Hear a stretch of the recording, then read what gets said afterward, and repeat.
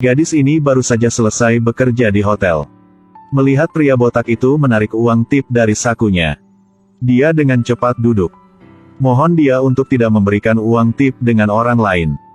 Jika mengatakan, akan dirampok setengah dari uangnya. Pelanggan ini baru saja dilayani dengan baik. Dia tersenyum. Langsung setuju. Kemudian tanyakan padanya bagaimana melakukannya dengan benar.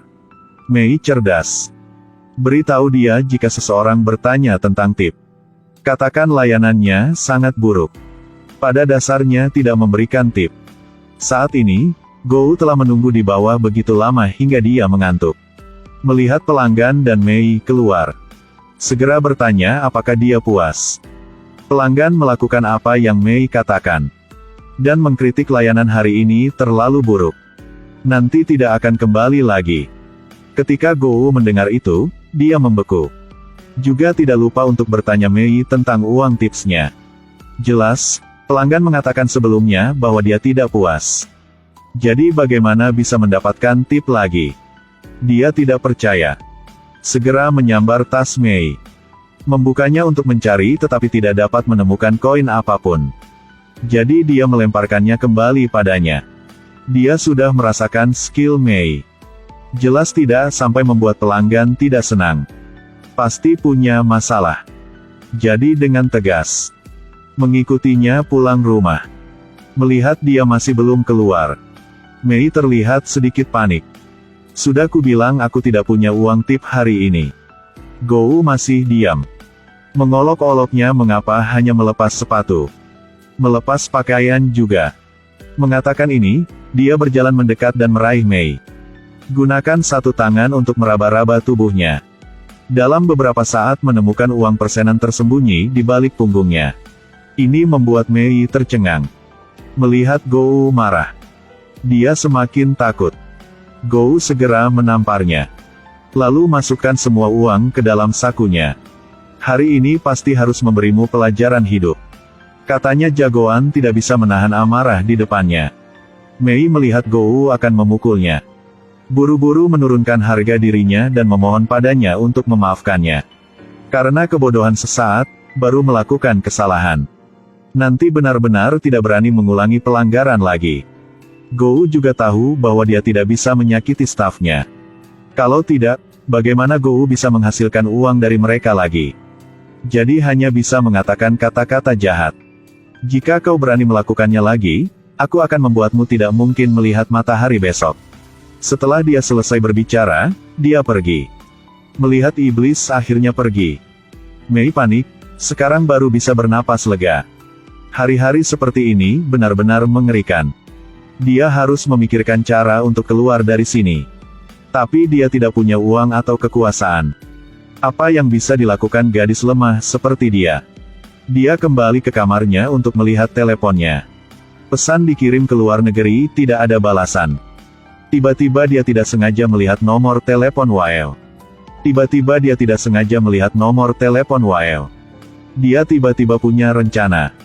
Hari berikutnya, keduanya bertemu di kedai kopi. Wael berdandan dengan elegan dan duduk. Merasa sangat aneh karena Mei memanggilnya. Berminat tanya kenapa mukanya bengkak. Ada pepatah yang mengatakan bahwa ketika Anda memohon kepada orang lain, Anda harus menundukkan kepala. Mei tidak memiliki tampilan arogan lagi. Melihat Wael meletakkan tasnya di atas meja, Mei buru-buru menurunkan tas kecilnya. Tindakan ini membuat Wael merasa sedikit puas. Bertanya apa yang terjadi. Mei terus terang. Ingin memintanya untuk menghubungi Kak Cole. Dia memiliki urusan penting untuk bertemu Kak. Namun, ini tidak menguntungkannya. Jadi dia langsung menolak. Berkata tidak bisa. Sekarang Mei tidak punya pilihan lain. Dia hanya bisa memegang tangan lawan. Memohon padanya untuk pasti menyelamatkannya. Lihat betapa Mei telah berubah dari sebelumnya. Jadi dengan enggan pergi ke Cole. Mengatakan bahwa Mei ingin bertemu dengannya. Cole curiga karena keduanya terasing satu sama lain. Bertemu untuk apa? Tapi untuk menghormati Wael. Dia masih setuju. Bisakah Mei meminta bantuan Cole sesuai keinginannya? Untuk lolos dari Go, mahasiswi ini yang pernah bekerja sebagai petugas layanan hotel, kenakan riasan yang cantik dan kembali ke tempat yang akrab. Namun sekarang dia telah kehilangan posisinya. Kakak Cole ini merasa tidak sabar. Tanyakan padanya untuk apa dia datang ke sini. Menghadapi permintaan Mei untuk kembali bekerja, dia tidak ragu-ragu dan dengan tegas menolak. Baru saja memecat Mei beberapa hari yang lalu. Sekarang bagaimana bisa setuju? Melihat sikap Cole masih tegas, Mei buru-buru menundukkan kepalanya, memohon untuk memberinya kesempatan. Sekarang Go terus menempel padanya. Jika dia tidak segera pergi, suatu hari dia harus mati. Setelah perhitungan yang cermat, Cole adalah satu-satunya yang bisa menghadapinya. Namun, kata-kata ini tidak berpengaruh. Karena sebelumnya Mei menyebabkan bencana. Jadi dia harus memberi kompensasi 1 juta untuk pelanggan. Saat berbisnis, yang terpenting adalah mengendalikan amarah. Cole mengejeknya di mana dia mendapatkan kepercayaan dirinya. Berpikir bahwa Cole akan melawan Kou karena Mei. Mei tidak ingin melepaskan kesempatan ini. Terus-menerus memohon bantuan. Cole masih tidak tersentuh sama sekali. Jika tidak mengambil inisiatif untuk pergi sekarang, kan menyuruh bawahannya menyeretnya ke tempat Go. Sampai saat itu pasti akan dipukuli menyakitkan. Setelah mengatakan itu, dia mengabaikan permintaan Mei. Memberi isyarat kepada bawahannya untuk mengusirnya. Rasakan dinginnya hati manusia. Mei segera mengubah sikapnya. Mengkritik Cole tidak memiliki sedikit belas kasihan pun. Di masa lalu, membantunya mendapatkan banyak uang. Tapi sekarang hanya ada permintaan kecil yang tidak mau membantu. Menghadapi omelan Mei, Cole tidak ingin banyak berbicara dengannya lagi. Segera memerintahkan bawahan untuk menyeretnya keluar. Dan melarangnya menginjakkan kaki di tempat ini lagi. Itu semua konsekuensi kau sendiri yang kau sebabkan. Masih pikir tidak bisa dapat bantuan dari Cole. Bantu dia keluar dari kesengsaraan. Namun pada akhirnya, rasa kasihan manusia masih belum sama dengan menguntungkan. Mei pulang dengan kecewa.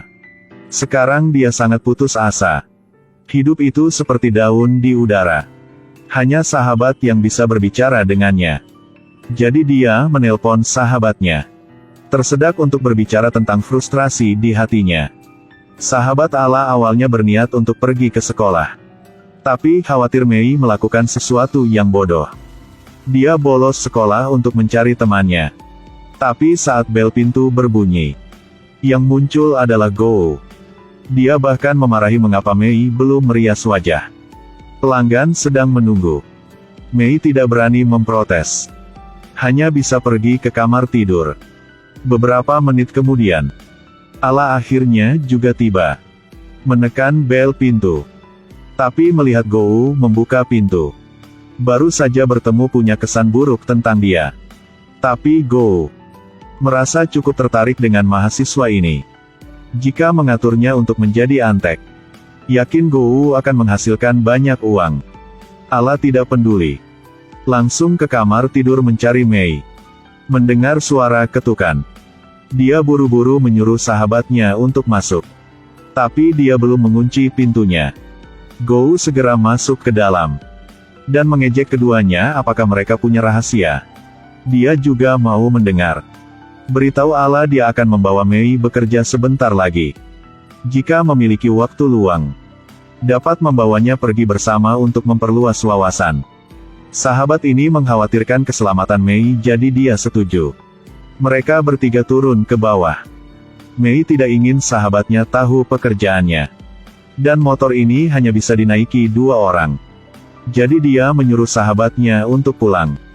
Namun, trik kecil ini tidak menyulitkan Go. Dia melambai-lambaikan tangannya untuk memanggil taksi. Tidak beri Mei kesempatan untuk membantah. Mereka bertiga seperti itu pergi ke klub malam.